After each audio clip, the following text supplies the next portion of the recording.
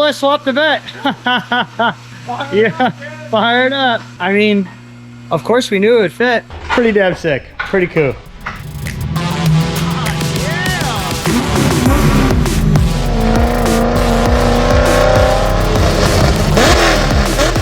Oh! Is that seawater? Look at this, dude. This is the most disgusting car I've ever touched.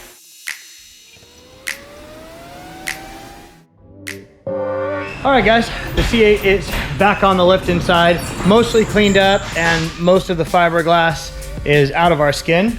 Yo, I was so crunchy and pokey last night. Even in bed after I showered, I was like, oh man, this is terrible. It's pretty junk, but that's just part of it.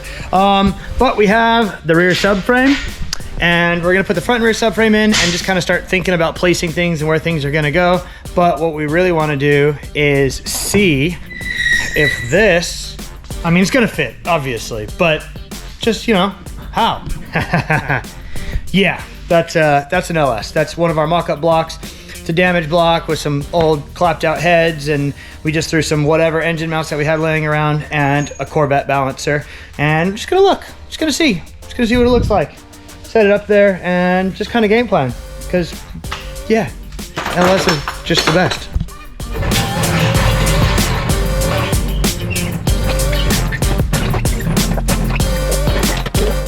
So let's just see what we got here. Yeah.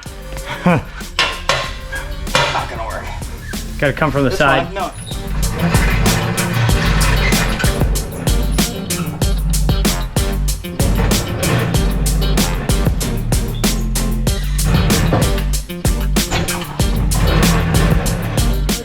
Big brain guy.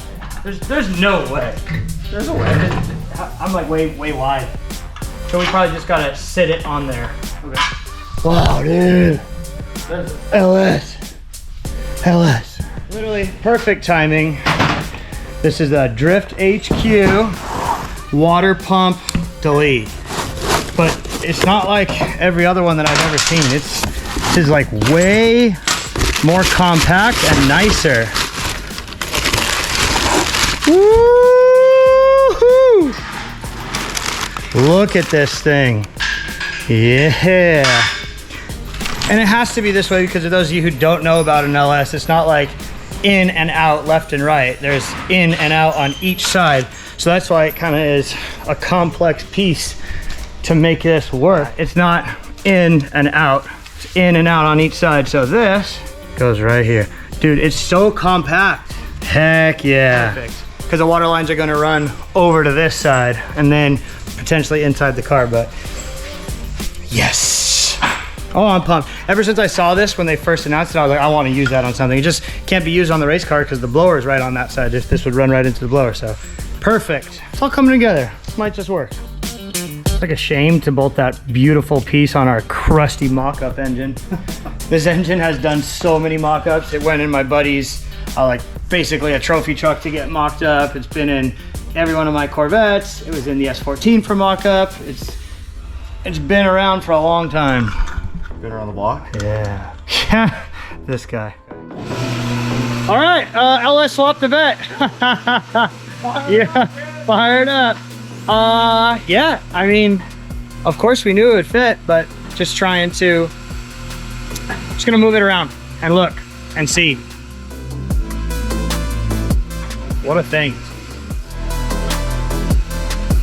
Pretty damn sick, pretty cool.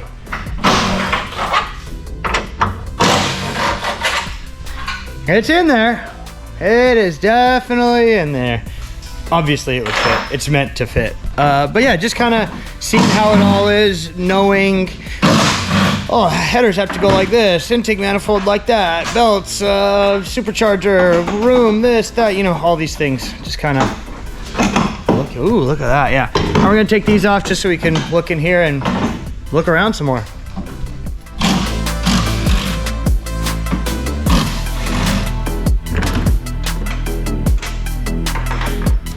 I think we got the engine basically where it would be happy.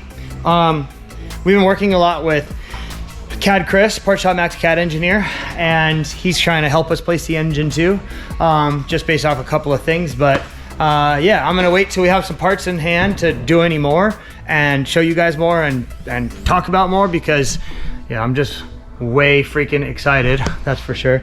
But we're gonna drop in the front subframe so that we can start planning other things out and see where steering rack fits and how hard that is to get in and out, and fuel cell and radiator and all that stuff, because that stuff's got to be in the front, right? Literally like opposite of a normal car. So we're gonna put the front subframe in and take a look.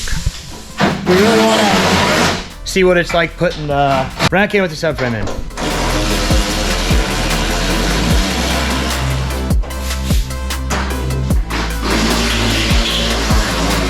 What do you mean? It's Dorito. Hold on. Is that a square rack shaft? It's triangular. What the heck? That's cool. Triangle shaft? Why? Why? Extra stiff, probably. What the? Maybe it doesn't twist. Oh, maybe it like has some look, because look, it rubs on this. You could tell, like it's got a guide there. That's crazy. What? Like how do you hold the rack when you? No, that ain't gonna work. That don't work. Okay, well I guess just hold out here. I guess you just send it. Oh man, my boy's not even big enough. Oh, you need the blue. Damn.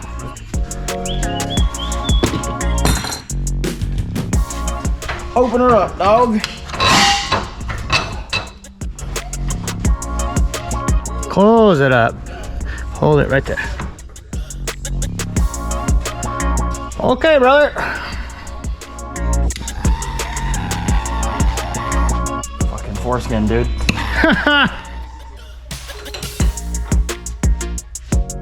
Oh, nice. Easy peasy. Look at that square shaft, dude. Weird one. Hold on. Hold on. What? it's a screw. What is that? What the hell? I bet you that this is like modern shit that you and I just don't see. Yeah, every yeah. day. Every and car. We're just mind blown because we're like, whoa. Yeah. Every Never car seen has this this before. This is like the lift on the freaking trailer, dude. It is, yeah. What the heck? People are gonna be like, these guys are Idiots, yeah. All digital racks have that. come dude. on, dude. Oh, dude, you're trying to slide that thing in without me? Here. Well, this is the hard part right here, is getting the knuckle past. So we gotta like, yeah, come out here, look, you gotta forward, rotate, then in. So I can hold this side. Yeah.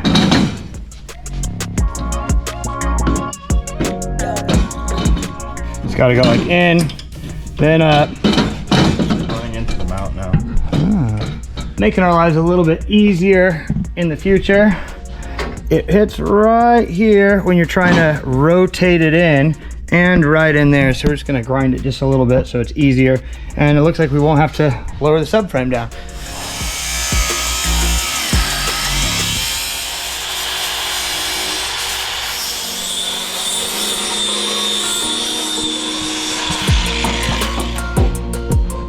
Oh yeah, that looks good.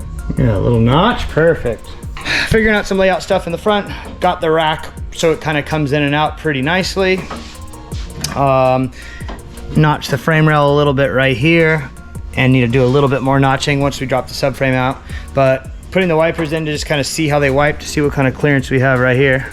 Kind of what we're thinking is nitrous bottle up here, and then radiator right here in much of this area as possible, because yeah, it's front mount radiator, you know, that's what it's got to be.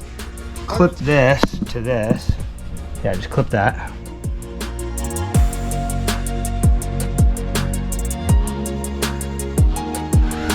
Aha. Oh, it needs like a few seconds. Oh yeah.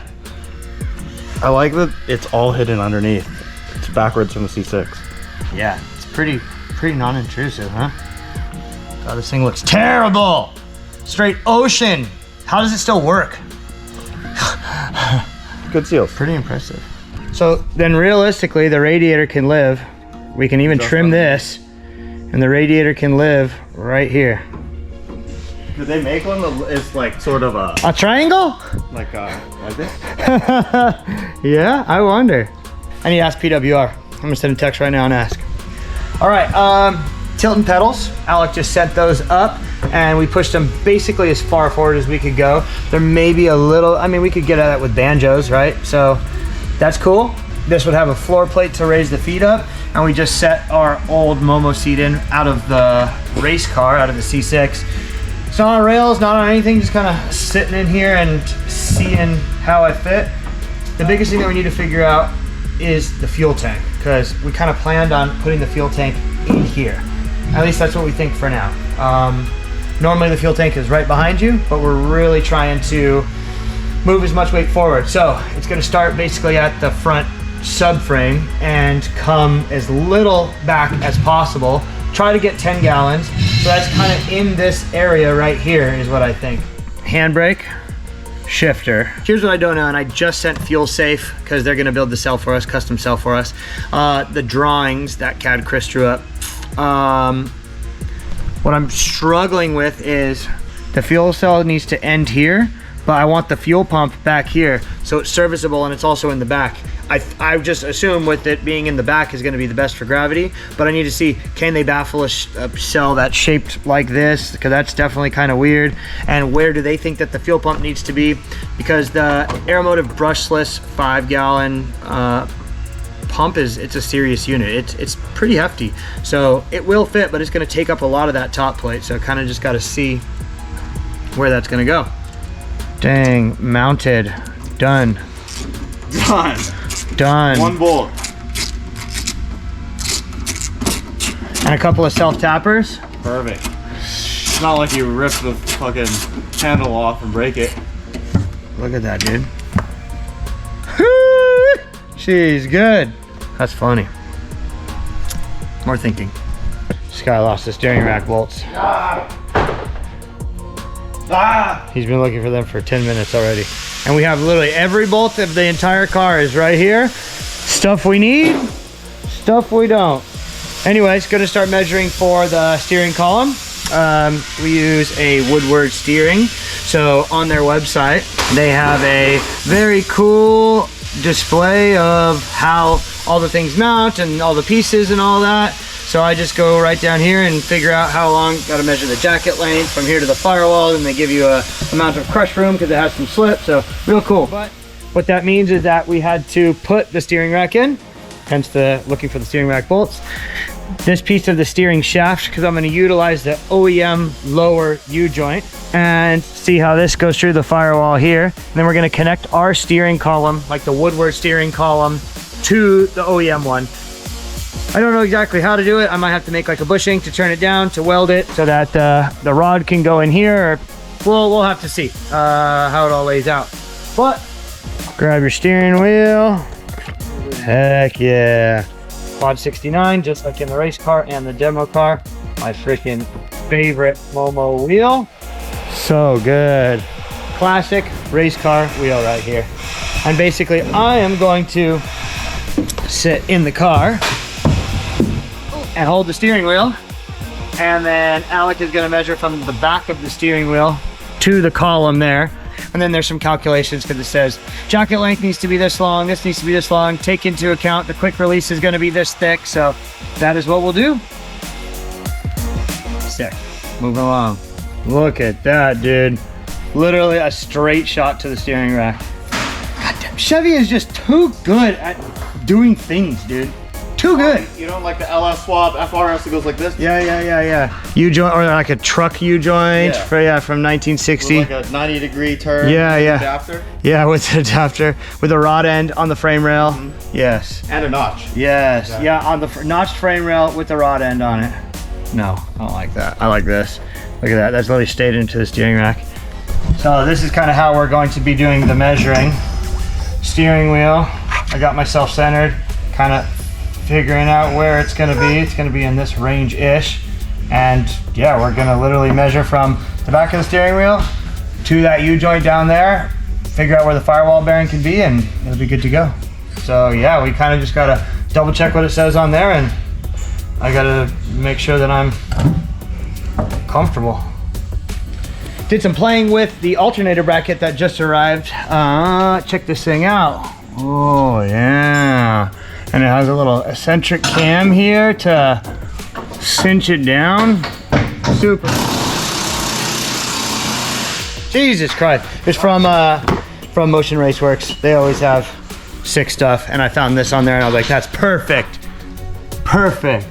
Yep, because it'll just be alternator on one side and oil pump on the other.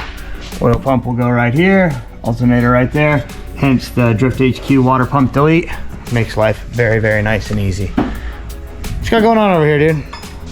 The salt water has corroded. made this stuck. So I have a messed up Forge Star here, pretty destroyed, and these studs are 14 mil.